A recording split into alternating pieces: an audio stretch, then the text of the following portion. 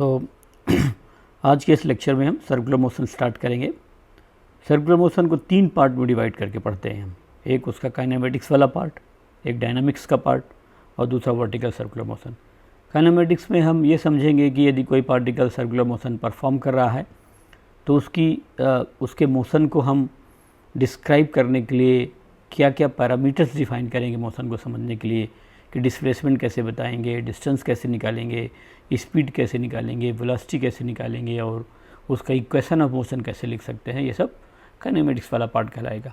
Dynamics में हम force निकालना सीखेंगे कि न्यूटन्स लॉज कैसे लगाएंगे। एंड वर्टिकल सर्कुलर मोशन में डायनामिक्स तो रहेगा ही रहेगा, प्लस उसको सॉल्व करने के लिए हमें एनर्जी प्रिंसिपल का भी काम पड़ेगा। सो vertical circular motion work energy पढ़ने के बाद ही पढ़ा जा सकता है। सो एक बार अपने को बेसिक एनर्जी क्लियर हो जाती है तो हम वर्टिकल सर्कुलर मोशन डील कर सकते हैं। सो हम सबसे पहले इसमें जो पार्ट पढ़ेंगे वो काइनेमेटिक्स वाला पार्ट है। So kinematics of the circular motion. So circular motion की जो काइनेमेटिक्स है इसमें हम कुछ बेसिक डेफिनेशंस लेंगे कि सर्कुलर मोशन, यदि कोई पार्टिकल सर्कुलर मोशन परफॉर्म कर रहा है तो किन किन पैरामीटर्स की वहाँ पर ज़रूरत पड़ेगी। तो जैसे मैंने मान लिया कि ये एक सर्कल हो गया, ये इसका सेंटर है, ये पाथ हो गया पार्टिकल का, और यहाँ पर हमारे पास एक पार्टिकल है जो इस सर्कल में चल रहा है। सो इसमें इधर की ओर इसकी वेलोसिटी मान लिया, ये इसका रेडियस r मान लिया। अब कुछ देर बाद मान लेते हैं कि पहले पार्टिकल t = 0 पर यहाँ था, कुछ देर बाद पार्टिकल हमारा यहाँ आ जाएगा। सो इसकी वेलोसिटी v है, सो इसका मैग्नीट्यूड अभी वो भी रह सकता है और वो नहीं भी रह सकता है। ये हम सब आगे चल के डिस्कस। मान लो v था तो ये v1 हो गया, और पार्टिकल कितना एंगल घूम गया, θ एंगल घूम गया, और यहाँ तक पहुँचने में उसको टाइम कितना लगा, t लग गया। सो t टाइम बाद पार्टिकल इस पोजीशन से इस पोजीशन चला जाता है। सो हम अब ये पता करना चाहेंगे कि इसका डिस्प्लेसमेंट कितना होगा। लीनियर पार्ट आप पढ़ रखे हैं, हम यहाँ पर एंगुलर पार्ट डील करेंगे। तो सबसे पहले इसको समझने के लिए हम जो पहली डेफिनेशन लेंगे वह है angular displacement. Angular displacement. So angular displacement, कभी भी एंगल मेजर करने के लिए हम हमेशा एक रेफरेंस लाइन लेते हैं। जैसे मान लिया कि शुरू में कहाँ है, ये ले लिया, तो ये एक रेफरेंस लाइन हो गई t = 0 पर। फिर रेफरेंस लाइन टर्न कर जाएगी, रेडियस है ना, ये किसी टाइम t पर आ गई। सो रेडियस वेक्टर जितना टर्न कर जाएगा, जितने एंगल से, वो क्या कहलाएगा, उसका एंगुलर डिस्प्लेसमेंट कहलाएगा। So the angle rotated by, angular displacement को कैसे डिफाइन कर सकते हैं, the angle rotated by radius vector in a given time interval is called angular displacement.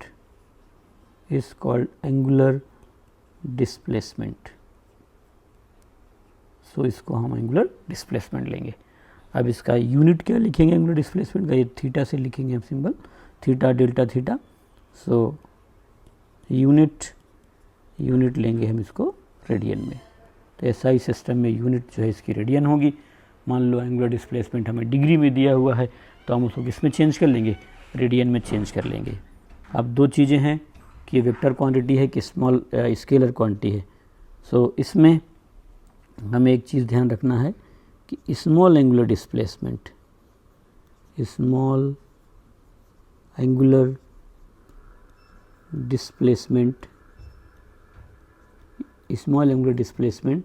ये जो है वेक्टर क्वांटिटी है। This is vector quantity. ये अभी आगे चल के डेफिनेशंस में क्लियर हो जाएगा। और दूसरा लार्ज एंगुलर डिस्प्लेसमेंट, यदि हम लें लार्ज एंगुलर डिस्प्लेसमेंट, ये स्केलर क्वांटिटी है। सो एंगुलर डिस्प्लेसमेंट, यदि ये पूछा जाए कि एंगुलर डिस्प्लेसमेंट कौन सी क्वांटिटी है, सो आपको एंगुलर डिस्प्लेसमेंट बताने के पहले ये डिसाइड करना पड़ेगा कि आप स्मॉल एंगुलर डिस्प्लेसमेंट ले रहे हैं या लार्ज एंगुलर डिस्प्लेसमेंट ले रहे हैं। यदि आप स्मॉल एंगुलर डिस्प्लेसमेंट लेंगे the small angular displacement is a vector quantity, where as large angular displacement is a scalar quantity. आगे हम जब कुछ क्वांटिटीज डिफाइन करेंगे तो उनकी डिफिनेशन से हमें क्लियर हो जाएगा कि हम क्यों इसको इस तरीके से ले रहे हैं। बट हमें एज ए फैक्ट ध्यान रखना है कि हमारा जो एंगुलर डिस्प्लेसमेंट है that can be scalar as well as vector. ये इस बात पर डिपेंड करेगा कि हमारा एंगुलर डिस्प्लेसमेंट स्मॉल क्वांटिटी है या लार्ज क्वांटिटी है। सो पहला हो गया एंगुलर डिस्प्लेसमेंट और एंगुलर। नेक्स्ट है एंगुलर वेलोसिटी। हम किसी क्वांटिटी, हम कोई पार्टिकल यदि चल रहा है सर्कल में चक्कर लगा रहा है तो हम उस पार्टिकल की एंगुलर वेलोसिटी कैसे बता पाएंगे। सो एंगुलर वेलोसिटी को हम ओमेगा से लिखेंगे। सो कैसे बता जा सकता है कि this is the rate of change of angular displacement, rate of change of angular displacement is called angular velocity. Rate of change of angular displacement is called angular velocity. So angular velocity is the rate of change of angular displacement. So mathematically कैसे लिखेंगे, omega is equal to d theta by D t, theta by t नहीं, d theta by D t. So d theta is a small angle and dt is a small time. So dt time में angle कितना change हो गया और d theta change हो गया. So d theta by dt is called our angular velocity. Angular velocity is a vector quantity. Angular velocity is a vector quantity. Angular velocity is a vector quantity. अब vector तो इसकी direction चाहिए, its direction is along the axis of rotation. So इसकी जो direction है वो axis of rotation के along होगी. सो इस तरीके से हम क्या कर सकते हैं, एंगुलर वेलोसिटी बता सकते हैं. सो एंगुलर वेलोसिटी एक वेक्टर. अब यदि राइट हैंड साइड में वेक्टर है तो ये वाला वेक्टर है तो इधर ही वेक्टर होगा, एक वेक्टर के इक्वल ही वेक्टर हो सकता है. टाइम तो स्केलर है, तो यदि आप ओमेगा को वेक्टर बोलते हैं तो आपको ये डी थीटा को भी क्या लेना पड़ेगा, वेक्टर ही लेना पड़ेगा. इसलिए हमने एंगुलर डिस्प्लेसमेंट को, स्मॉल एंगुलर डिस्प्लेसमेंट को वेक्टर लिखा, क्योंकि एंगुलर वेलोसिटी तो हमारी वेक्टर क्वांटिटी होती है. सो ये एक्सिस ऑफ रोटेशन जिधर की तरफ होगा उधर की तरफ हम जो है एंगुलर वेलोसिटी लेंगे. जैसे मान लिया मैंने कि ये एक सर्कल है और इस सर्कल में पार्टिकल जो है वो ऐसे जा रहा है. So particle is moving counter clockwise ऐसा. तो जिधर की तरफ है तो इधर की तरफ अपने राइट हैंड की फिंगर को घुमाइए, curl your finger along the direction of motion of the particle. तो आपका जो थंब होगा वो एंगुलर वेलोसिटी को बता रहा होगा. सो आपकी एंगुलर वेलोसिटी इधर की तरफ होगा, ऊपर की तरफ. This is your angular velocity. और यदि हम ऐसे बना लें, ये सर्कुलर मोशन इधर बना लिया और पार्टिकल जो है हमारा ये किधर जा रहा है, क्लॉकवाइज जा रहा है. सो यदि पार्टिकल क्लॉकवाइज जा रहा है तो इसकी एंगुलर वेलोसिटी इधर की तरफ होगी. अभी हम आगे इनको समझेंगे, हम इन डायरेक्शन को निकाल सकते हैं किधर की तरफ होगा. सो आप ये देख सकते हैं. सो एंगुलर वेलोसिटी किधर की तरफ हो गई, एक्सिस ऑफ रोटेशन में, एक्सिस ऑफ. और पता कैसे करेंगे, curl your finger along the motion of the particle, then your curl fingers of your right hand along the direction of motion of the particle, then your stretched thumb will be along the angular velocity. So axis of rotation आपको पता करना होगा. Axis of rotation जिधर की तरफ है angular velocity उसी की तरफ होगी. मैं अभी आपको आगे चल कर के एंगुलर वेलोसिटी का डायरेक्शन दूसरे तरीके से भी निकालना सिखाऊंगा. थर्ड डेफिनेशन है एंगुलर डिस्प्लेसमेंट. एंगुलर डिस्प्लेसमेंट नहीं, एंगुलर एक्सेलरेशन. सो नेक्स्ट अपने को लेना है यहाँ पर एंगुलर एक्सेलरेशन. तो जैसे हमने एंगुलर डिस्प्लेसमेंट लिया, किसी टाइम में जो है वो कितना एंगल रोटेट कर जाता है रेडियस वेक्टर, फिर हमने एंगुलर वेलोसिटी डिफाइन किया. अब नेक्स्ट है angular acceleration. So angular acceleration को हम अल्फा से लिखेंगे. So rate of change of angular velocity, this is rate of change of angular velocity rate of change of angular velocity is called angular acceleration, is called angular acceleration. So जो alpha की जो value है, alpha ये किसकी equal होगी, D omega by D T, ये हो जाएगा अल्फ़ा।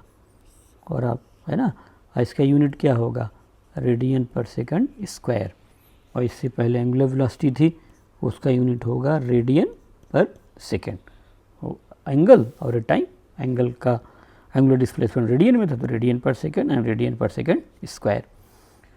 दूसरे भी तरीके से हम इसको लिख सकते हैं, जैसे अल्फ़ा है, सो ये तो मैंने कितना लिखा, d omega by D T. So आप इसको दूसरे तरीके से भी एक्सप्रेस कर सकते हैं, D omega by d theta into D theta by D T, ऐसे भी बताया जाए। और D theta by D T is omega, so this is omega d omega by d theta. ये सब चीज़ें आप काइनेमेटिक्स में पढ़ रखे हैं।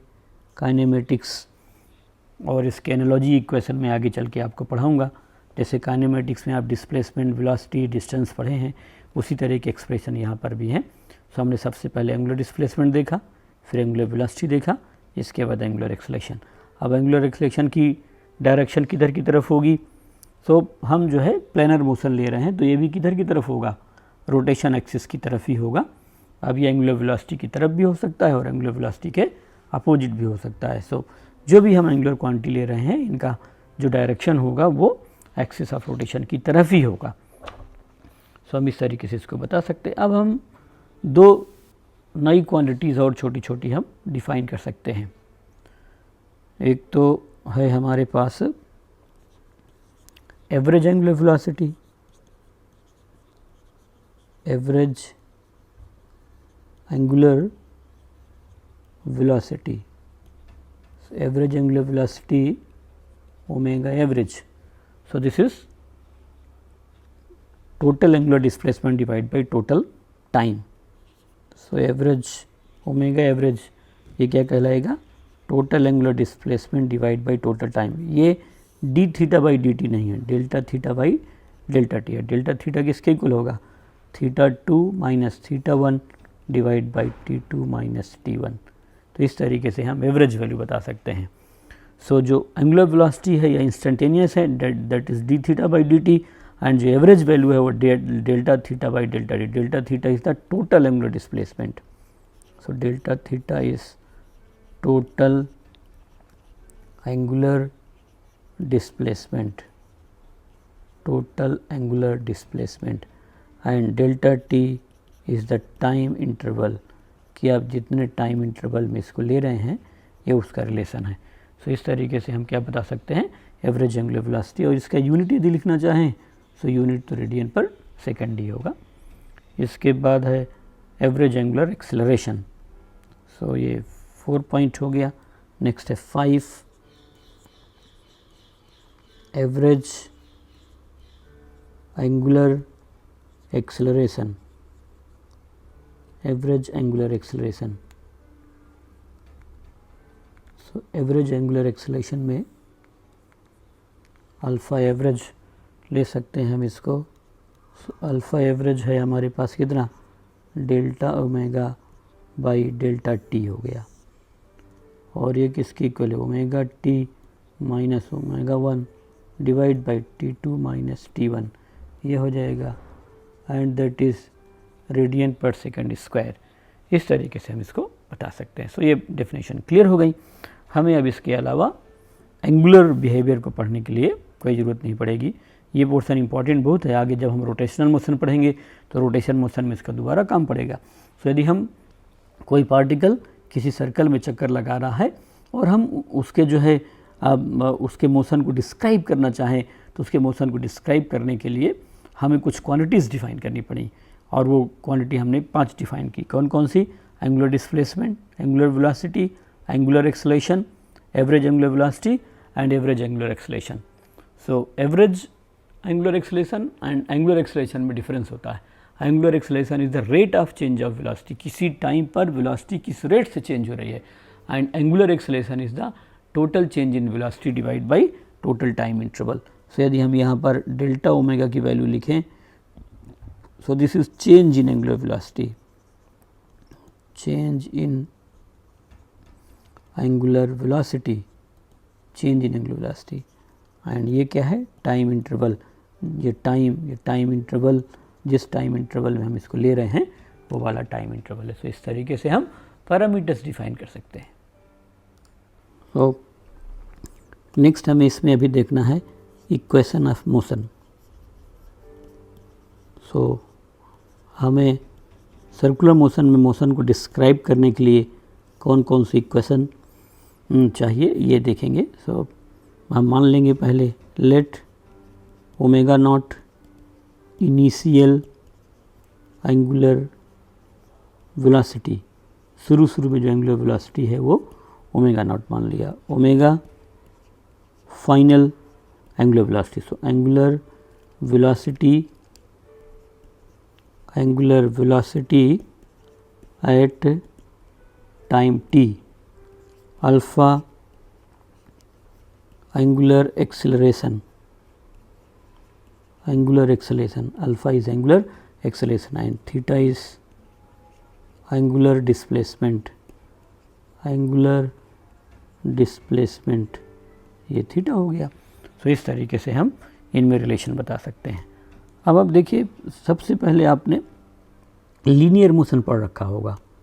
सो लीनियर मोशन के लिए हम यदि लिखना चाहें, सो लीनियर मोशन के यदि आप इक्वेशन बनाना चाहते हैं तो for linear motion constant acceleration के लिए लिख रहे हैं हम सबसे पहले। सो पहला इक्वेशन क्या लिखते हैं हम लोग, v is equal to U plus A T.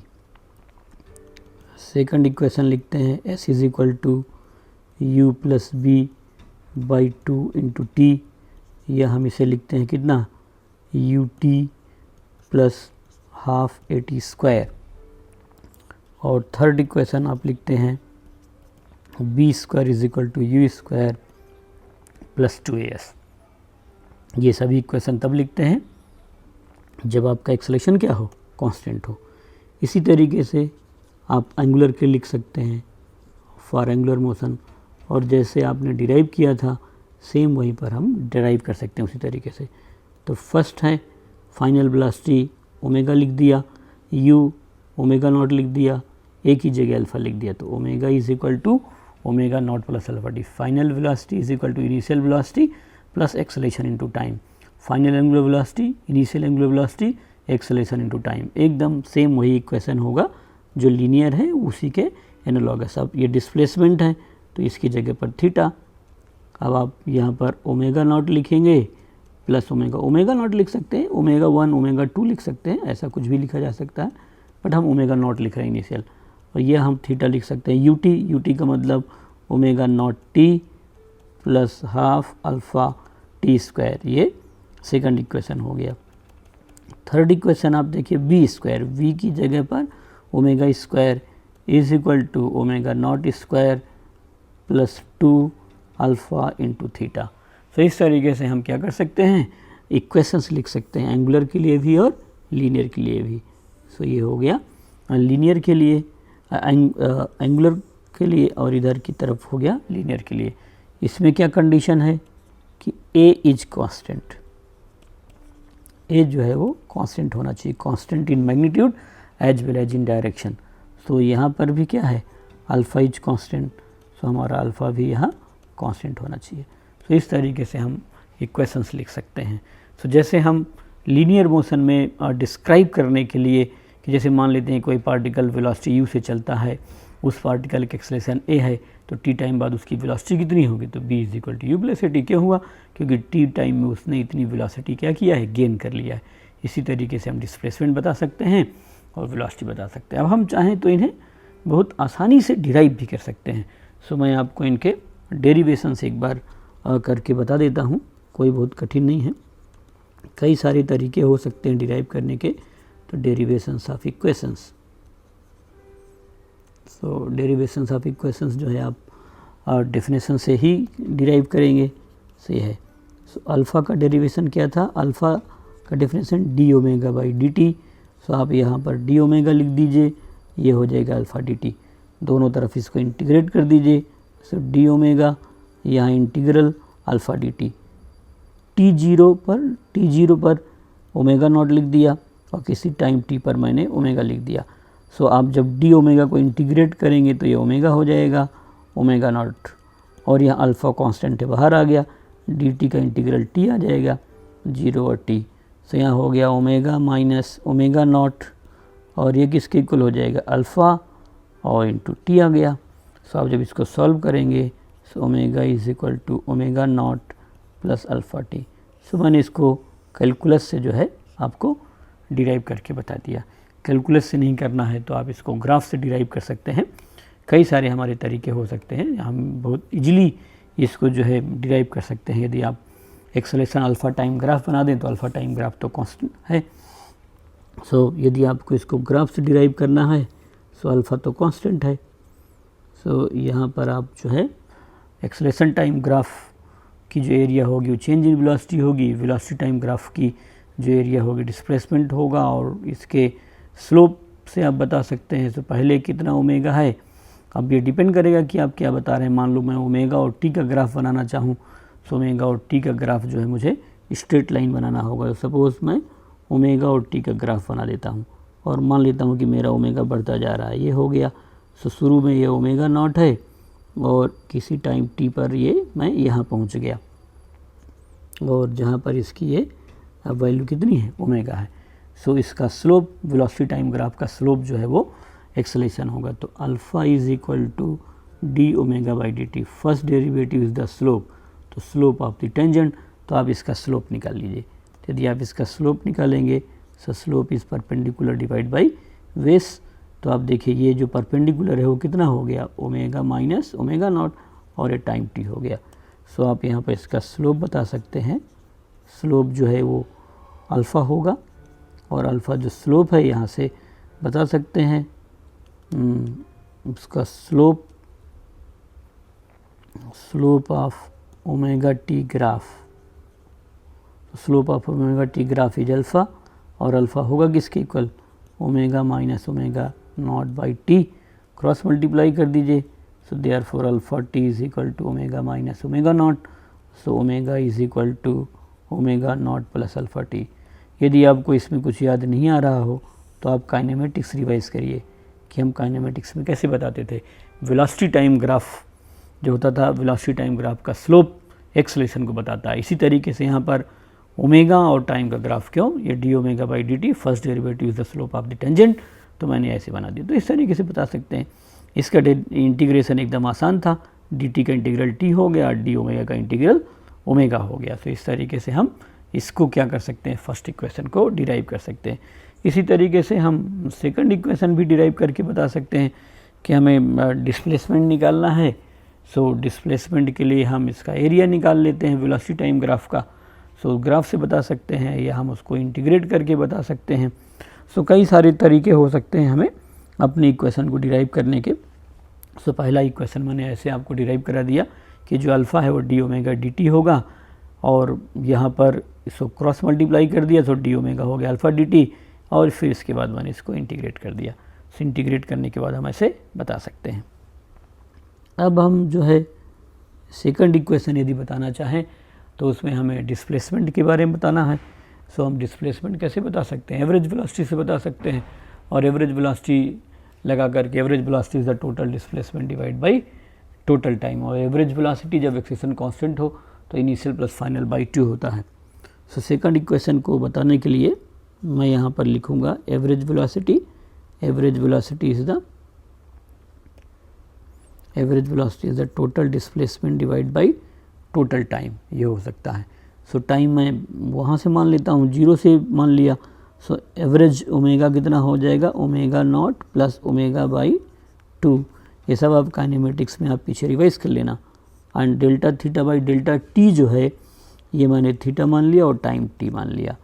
क्यों ऐसा मान लिया कि शुरू में पार्टिकल टी 0 पर चला, तो जब टी 0 पर चला तो इनिशियली वो 0 पर था, कोई एंगल नहीं था, तो किसी टाइम टी पर उसका डिस्प्लेसमेंट थीटा हो गया। अब आप इसको मल्टीप्लाई कर दीजिए तो थीटा इज इक्वल टू हो कितना गया, omega not plus omega by 2 into T. ये भी आप ध्यान रख सकते हैं, बड़ा काम का इक्वेशन होता है ये। सो ये आपका सेकंड इक्वेशन हो गया। अब आपने पढ़ा है since omega is equal to omega not plus alpha T, तो आप इसकी वैल्यू लिख दीजिए यहाँ पर। इसकी वैल्यू लिखेंगे ओमेगा नॉट प्लस ओमेगा की value omega not plus alpha t divide by 2 into t आ गया। अब आप इसको जब सॉल्व करेंगे सो आप देखिए कितना हो गया, omega naught t plus half alpha t square, ये आ गया s equal to u T plus half A T square. So कैसे भी आप तरीके से बता सकते हैं, कोई दिक्कत वाली बात नहीं है। आप ओमेगा और उसके ग्राफ से बताना चाहें तो बता सकते हैं। ये ओमेगा और ये टाइम हो गया, यदि एक्सेलरेशन कांस्टेंट है सो ये जो ग्राफ होगा वो स्ट्रेट लाइन ही होगा इसका।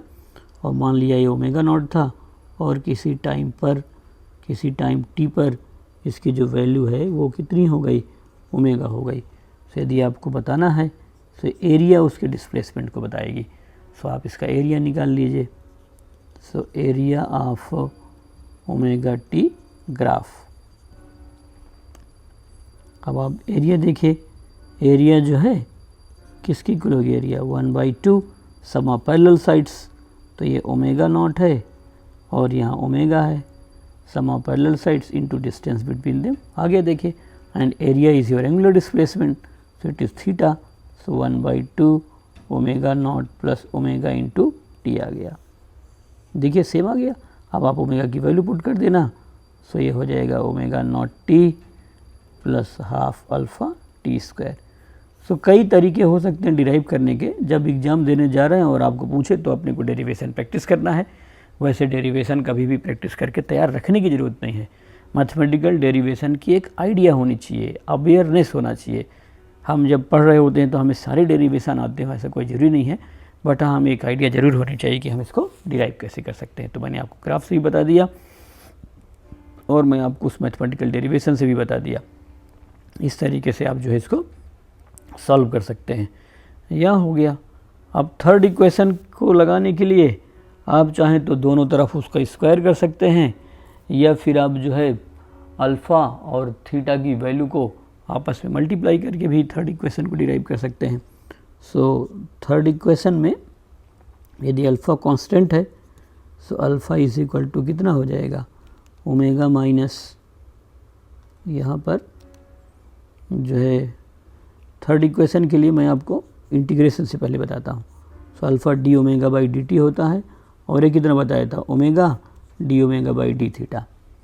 सो मैं इसको इस तरीके से सिखा देता हूँ आपको, alpha d theta and that is omega d omega. दोनों तरफ इंटीग्रेट कर दीजिए। यदि अपने को बेसिक इंटीग्रल्स आते हैं ना तो हम आसानी से बता सकते हैं। Initial angular velocity omega naught, theta 0 है शुरू में चला, ओमेगा और यहाँ थीटा, अल्फ़ा तो कांस्टेंट है बाहर आ गया, डी थीटा का इंटीग्रल थीटा हो गया, ओमेगा डी ओमेगा का इंटीग्रल हो जाएगा कितना, ओमेगा स्क्वायर बाई 2, यहाँ ओमेगा और ये ओमेगा नॉट हो गया। तो ये हो गया अल्फ़ा थीटा, और यदि आप यहाँ पर वैल्यू पुट करेंगे तो 1/2 omega square minus omega not square. अब आप यहाँ 2 थीटा से मल्टीप्लाई कर दीजिए तो 2 alpha theta is equal to omega square minus omega not square. So therefore omega square is equal to omega not square plus 2 alpha into theta. So इस तरीके से आप इन तीनों इक्वेशन की प्रैक्टिस कर सकते हैं। प्रैक्टिस करके यदि आप आराम से लगाएंगे तो ये आ जाएगा। इतना कोई बहुत अब मुश्किल लग नहीं रहा मेरे को कि हम इसे आसानी से बता नहीं सकते हैं। और भी तरीके हो सकते हैं, जैसे आपने यदि काइनेमेटिक्स में कोई दूसरे तरीके पढ़ रखे हैं तो आप वहाँ से डिराइव कर लेना। डेरिवेशन ऐसे बहुत इंपॉर्टेंट बात नहीं है। जब कभी एग्ज़ाम देने जाएँ, मान लो स्कूल का एग्ज़ाम अपने को देना है और हमसे पूछे तो हम बता सकते हैं, या कभी हमें जानना हो तो हमारे नोट्स में होने चाहिए कि हम इसको किस तरीके से जो है बता सकते हैं। अब इसका एक तरीका ये भी होता है कि हम इसे जो है अल्फ़ा और थीटा की वैल्यू लिख करके उसको अल्फ़ा इंटू थीटा को क्या कर दें, मल्टीप्लाई कर दें, तो भी ये हमारा इक्वेशन आसानी से डिराइव हो जाता है। सो अल्फ़ा यदि कांस्टेंट हो सो एवरेज एक्सेलरेशन और इंस्टेंटेनियस दोनों बराबर होंगे, तो अल्फ़ा की वैल्यू आ जाएगी कितनी, omega 2 minus omega 1 by t, मतलब omega minus omega not by time हो जाएगा। और थीटा की जो वैल्यू है वो हमने पढ़ा था कि ओमेगा 1 प्लस ओमेगा 2 बाई, अच्छा ये यहाँ पर मैं आपको एक बात बताता हूँ। थीटा की जो डेफिनेशन मैंने आपको बताया था, थीटा का जो इक्वेशन वो था omega naught plus omega by 2 into T, ये थीटा था। और इसी तरह से अल्फ़ा की वैल्यू भी आप देख लीजिए, ये होगा omega minus omega not by T. ये दो हम लिख सकते हैं, यदि अल्फ़ा कांस्टेंट हो तो D omega by D T इसके जरूर इक्वल हो जाएगा। इन दोनों को मल्टीप्लाई कर दीजिए तो अल्फ़ा इंटू थीटा हो गया। अब आप देखिए जब मल्टीप्लाई करेंगे तो टी से टी कट जाएगा, 2 नीचे रह जाएगा, और ये यहाँ पर क्या हो गया, omega minus omega not into omega plus omega naught divide by 2, ये हो गया। अब आप जब इसको मल्टीप्लाई करेंगे तो ये कितना हो जाएगा 2 अल्फ़ा थीटा, और आप जब इसको मल्टीप्लाई करें तो a minus b into a plus b, so a square minus b square, ये देखिए आ गया आपका।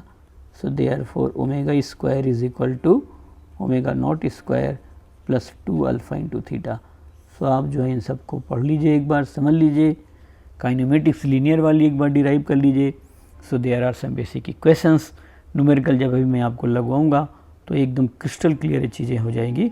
काइनेमेटिक्स वाली बात अपने को क्लियर होनी चाहिए कि कभी भी हमें सर्कुलर मोशन की काइनेमेटिक्स का काम पड़े तो हम लगा सकें। तो काइनेमेटिक्स की इक्वेशंस मैंने कवर कर दिया, फिर इस पर हम जब क्वेश्चन लगाएंगे तो चीज़ें हमें एकदम बहुत स्पष्ट से आ जाएंगी। सो क्वेश्चन करेंगे हम, angular displacement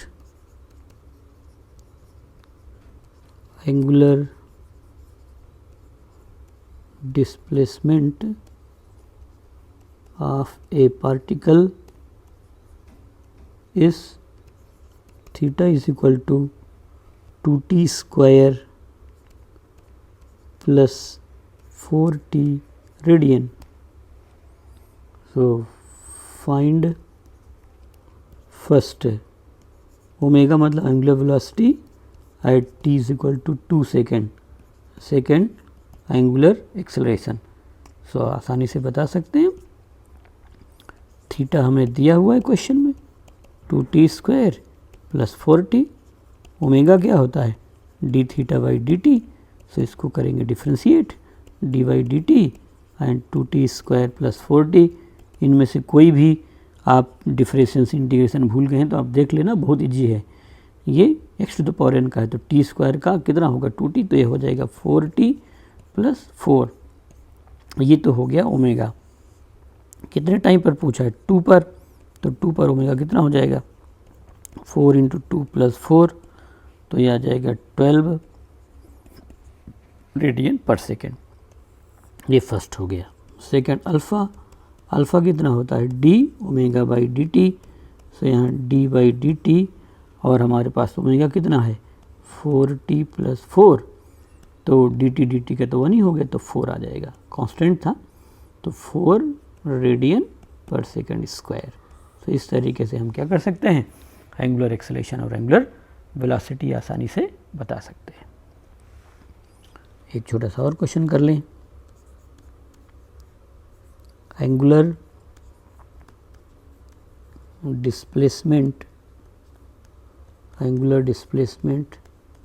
of a particle is theta is equal to, यहाँ पर मैं लिख देता हूँ a plus B T plus C T square. Find omega and alpha. ये छोटे छोटे क्वेश्चंस हैं, अभी हम थोड़ा डिफ्रेंशिएशन अपना रिवाइज कर रहे हैं। So D by D t and theta की वैल्यू हो जाएगी a plus B T plus C T square. So omega कितना हो गया, ये a तो कांस्टेंट है 0, t का 1 हो गया b and this is 2 C T. So omega is equal to हो जाएगा b प्लस 2 सी टी, ये ओमेगा हो गया। और इस तरीके से हम अल्फ़ा निकाल सकते हैं। So alpha is equal to D omega by D T. So D by D T, और ओमेगा की जो वैल्यू है वो b प्लस 2 सी टी हो जाएगी। सो अल्फ़ा b कांस्टेंट है, सो यह हो जाएगा 2c। इनमें से कोई भी डिफ्रेंशिएशन यदि आप भूल गए हैं तो मैं आपको सजेस्ट करूंगा कि आप मेरा बेसिक मैथ्स वाला लेक्चर ज़रूर रिवाइज़ कर लें, कोई बहुत कठिन नहीं है। तो ऐसे करके हमारे पास एंगुलर डिस्प्लेसमेंट दिया है, तो हम एंगुलर डिस्प्लेसमेंट से एंगुलर वेलोसिटी और एंगुलर एक्सेलरेशन निकाल सकते हैं, आसानी से बता सकते हैं हम।